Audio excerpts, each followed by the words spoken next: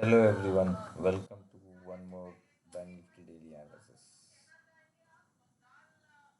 So, just a second, let me go to 15 minutes chart. This I will remove it, this I will remove it. So, it was good day rally. I hope everybody might have won. So, it was a single day rally on the screen that was uptrend. So, looking at this, we'll remove this gap. It's no longer required. This is also no longer required. This will make it a support. And this is a slight gap, so we'll draw a gap here. Slight gap.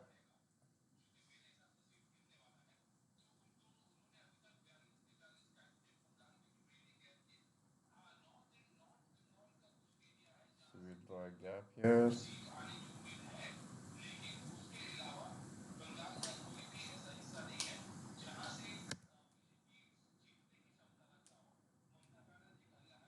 And this becomes a resistance. So will Bank Nifty reach 50,000 tomorrow? That's a question mark.